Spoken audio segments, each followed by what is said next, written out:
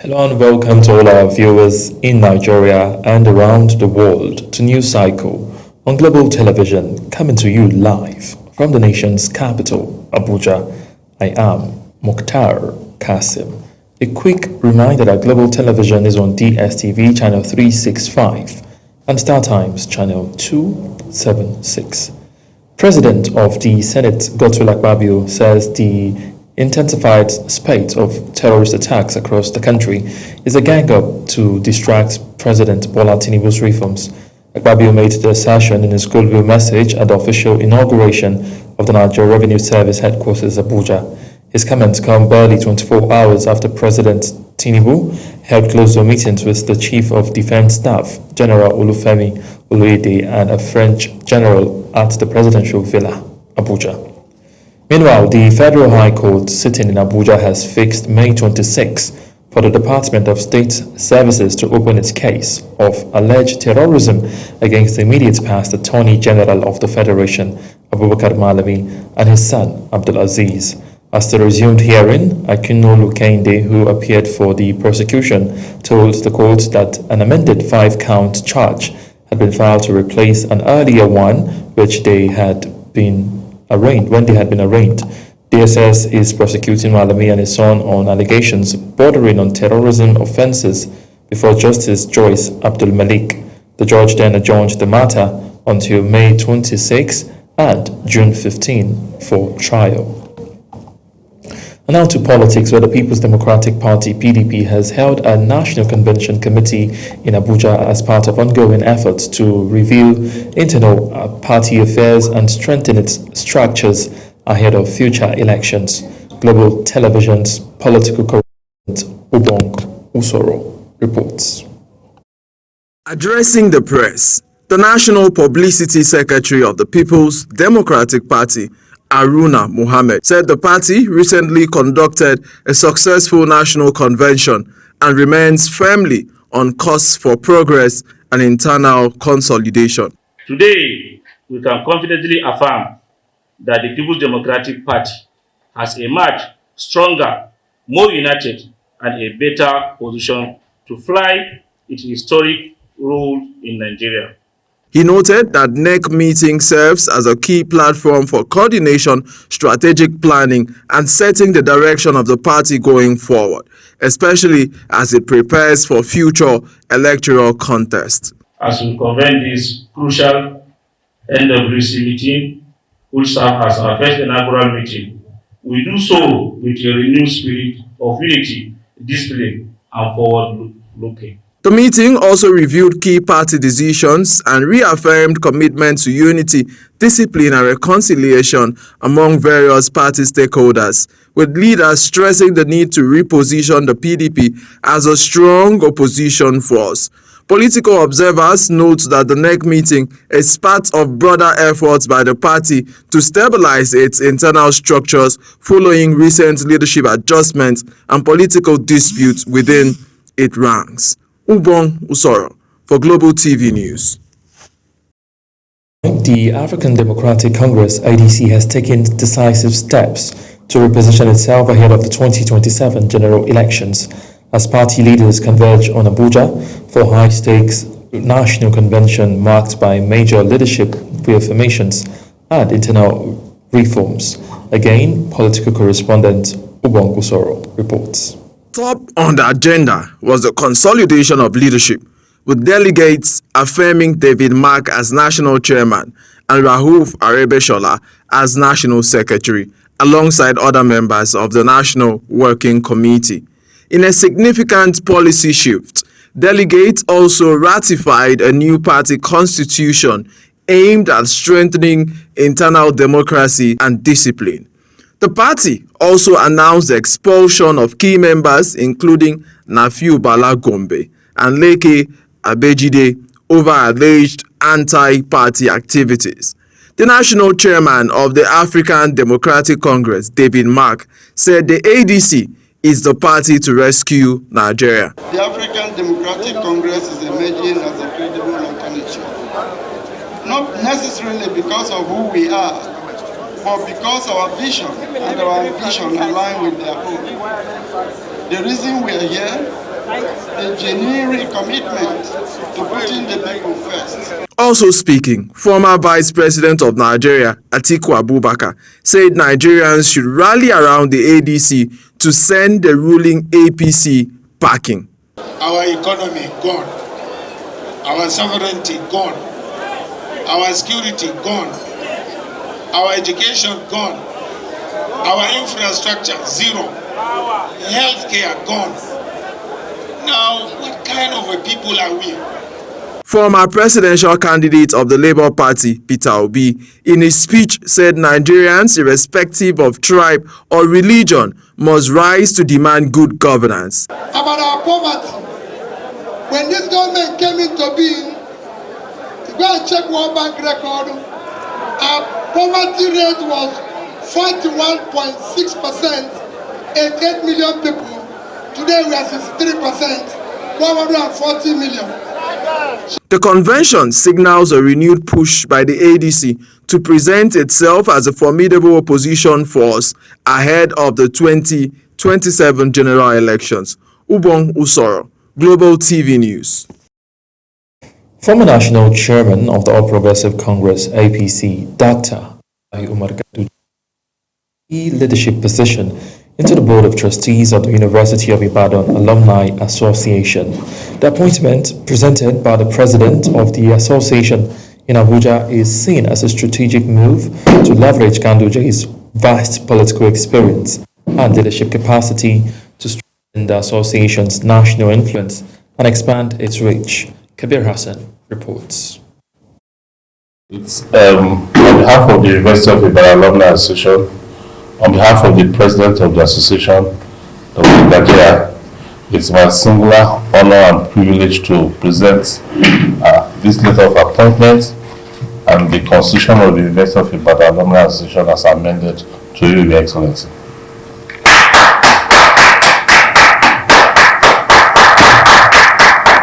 President of the Association, Dr. Terimon Hambo, says the appointment of Dr. Abdullahi Umar Ganduja was based on his outstanding contribution to national development and Ganduja's track record in public service. He noted that the decision also reflects Ganduja's long-standing commitment to education, leadership experience, and his ability to provide strategic direction to the association. Today, I'm here to present to him his letter of appointment and support of trustee, member of board of trustee, and then our constitution. That constitution is a guiding principle. You look at Article 17, which describes the role and function of BOT. The association also highlighted Ganduja's ability to mobilize resources, build strategic partnership, and provide direction, describing him as a figure capable of repositioning the alumni body. Responding, Dr. Abdullahi Umar Ganduja thanked the University of Ibadan alumni for the honor, describing the appointment as a significant responsibility. He assured members of his commitment to repositioning the association, pledging to deploy his experience and leadership capacity to take the alumni body to a greater height. I'd like to thank you for this very important appointment. That is a member of the Board of Trustees. This is an important assignment. I assure you, I will join my colleagues so that we move this association to the next level. Dr. Ganduja described the assignment as a serious one, pledging to bring his experience to bear in strengthening the association and supporting the development of the University of Ibadan. As part of his new responsibilities, Ganduja has also been designated to lead the Alumni Association in the Northeast region, further expanding his influence within the organization. Kabir Hassan, Global Television News. Let's now turn our attention to security matters, where the Nigerian Air Force has announced the candidate who passed its 2025 Zonal General Aptitude Test have been invited to attend the selection board interview for recruitment into the Basic Military Training Course 46-2025. This was contained in a statement issued by the Director of Public Relations and Information, Headquarters, Nigerian Air Force, Air Commodore Ehimen Echodame. The Nigerian Air Force said the names of successful candidates have been published on its official recruitment portal, adding that the interview will be held at the Nigerian Air Force Base, Kaduna, from April 27 to June 13, 2026. And the newly deployed commandant of the Kwara State Command of the Nigerian Security and Civil Defense Corps, Abbas Mohammed, has warned criminal elements, vandals, and economic saboteurs to steer clear of the state. He vowed that the command would take proactive and decisive measures to combat all forms of criminalities. The new commandant gave the warning in Ilorin, the state capital, during his maiden press conference. As conflicts grow more complex and courtrooms increasingly overstretched, a decisive shift is underway in how disputes are resolved. In Abuja, the Institute of Chartered Mediators and Counselors is pushing a bold, forward-looking agenda, unveiling plans for a high-impact mediation without borders summit aimed at reshaping conflict resolution beyond Nigerian borders. Samuel Odi reports. Chairman, Institute of Chartered Moderators and Conciliators Abuja Branch, Ara Adenoye, made a strong case for mediators as the future of dispute resolution, stressing that reliance on litigation alone is no longer suitable in today's fast-evolving socio-economic landscape. Even election itself is a kind of form of dispute, which mediation can really help. We can even say that part of the ways we manage election, even in accepting the results. The chairman noted that the summit will convene moderators, legal experts, policymakers, and global stakeholders, creating a platform to exchange ideas, build partnership, and strengthen cross-border collaborations. Also speaking, the chairman of the organizing committee, Tunde Kamali, described the initiative as both timely and strategic, positioning Nigeria at the forefront of alternative dispute resolution in Africa.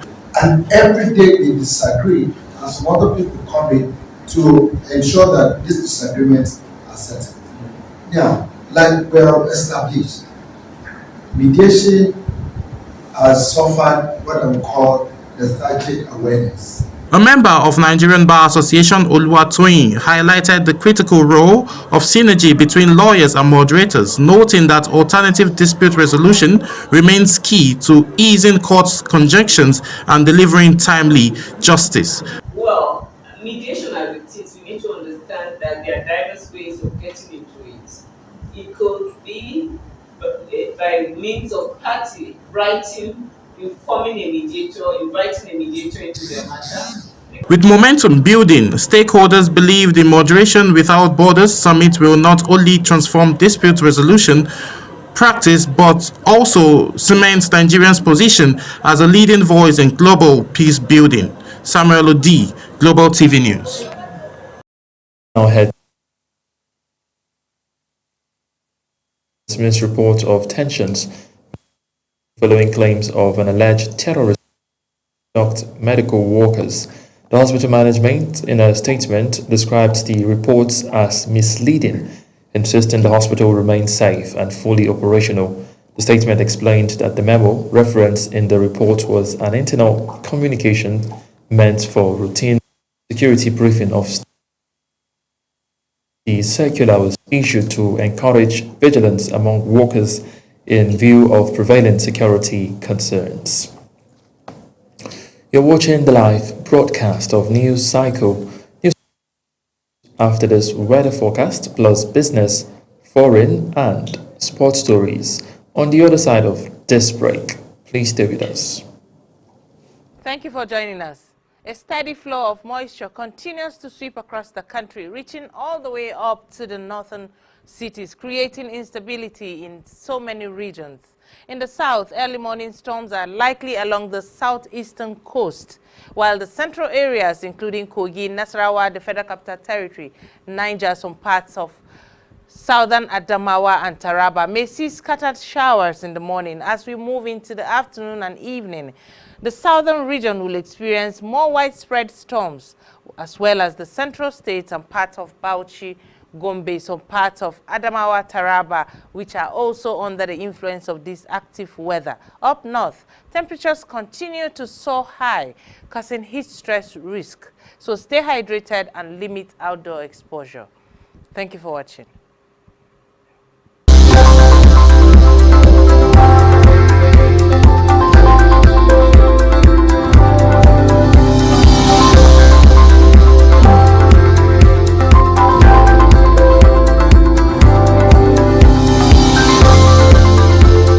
You're welcome back from that break. And now to business news, where the Minister of Finance and Coordinating Minister of the Economy, Wale Edun, has warned against a return to subsidy regimes despite mounting global shocks, as he raised concerns about the developing countries that are now paying more in debt servicing than they receive in external support.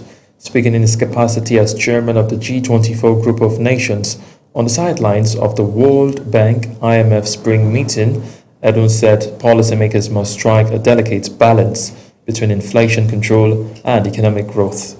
He argued instead for targeted interventions, noting that the focus really should be on helping the poorest and most vulnerable cope with the increased price regime that they are facing, rather than abandoning reforms.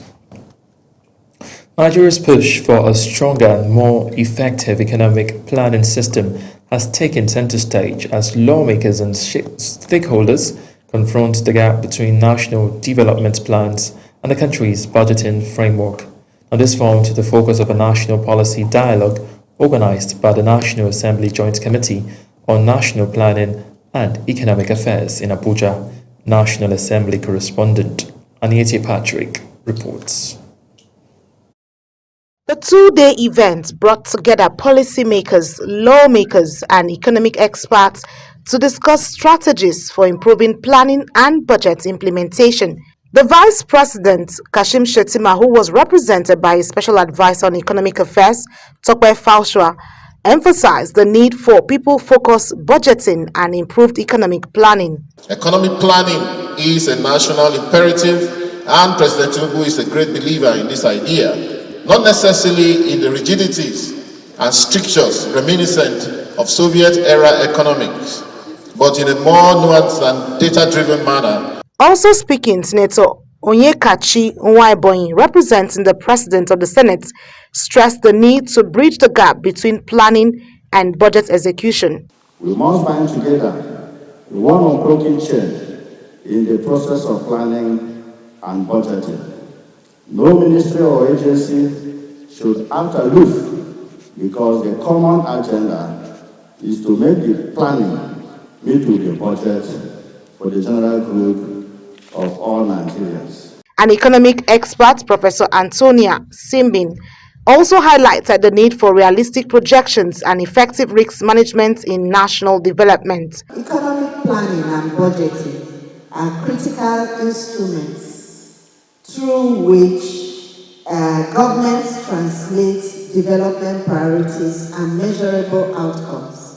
The dialogue highlighted the need to close the gap between development plans and budget implementation to achieve sustainable growth. From the National Assembly, Aniete Patrick, Global TV News.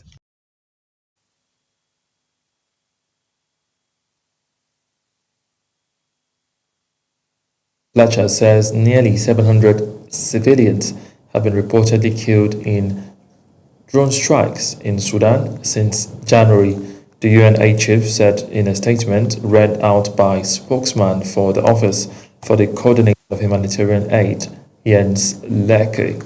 So completes the story. Now entering a fourth year, the war between Sudan's army and the paramilitary Rapid Support Forces, RSF, has killed tens of thousands, displaced over 11 million, and thrust several areas into famine. Speaking during a UN briefing in Geneva, Fletcher said in Sudan nearly 34 million people, almost 2 out of every 3, need humanitarian support, calling it the world's largest humanitarian crisis. Nearly 700 civilians were reportedly killed in drone strikes in the first 3 months of this year alone. Millions have been driven from their homes across Sudan and beyond its borders, with entire communities emptied and families uprooted time and again. The risk of wider regional instability remains very high.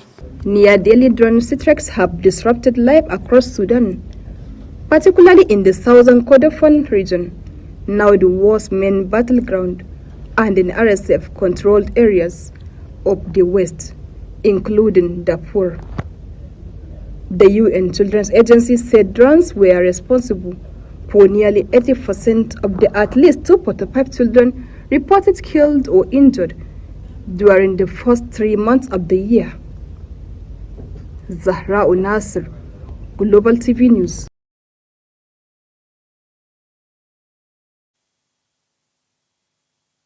Trade through the Red Sea along with the Gulf and Sea of Oman if the United States naval block or continue.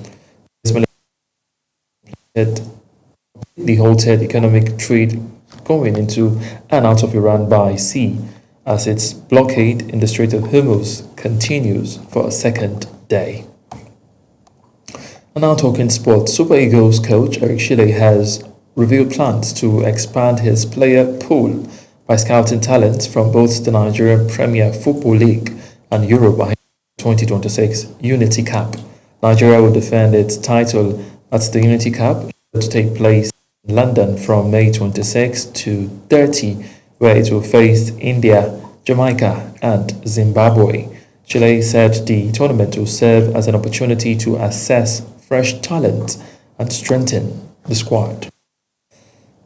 Ademola goal sent Atletico Madrid into the Champions League semi-finals with a 3-2 aggregate victory over 10 Barcelona. Early strikes from Lamine Yamal and Ferran Torres for the Catalans had leveled the before the Nigerian international Lookman replied for Diego Simeone's team. Eric Garcia's red card, 11 minutes from the time, gave Barca an uphill challenge, having also finished the first leg, and their 2-1 victory on the night was not enough to avoid elimination. Meanwhile, Ousmane Dembele's double guided Paris Saint-Germain into the Champions League semi-finals as a 2-0 win over Liverpool at Anfield completed a 4-0 aggregate win for the holders.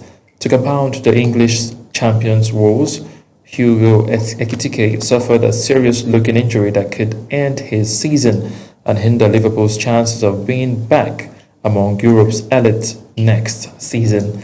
Liverpool sit fifth in the Premier League and will end the campaign trophyless after being kept at arm's reach by a PSG side that did not need to be at their brilliant best to reach a third consecutive semi-finals. That's it on News Cycle. A quick reminder that Global Television is on DSTV channel 365 and StarTimes channel 276. Kindly follow us across all our social media platforms now displaying on your screen using our Global TV NJ. I am Mukhtar Kasim, saying a very big thank you for watching.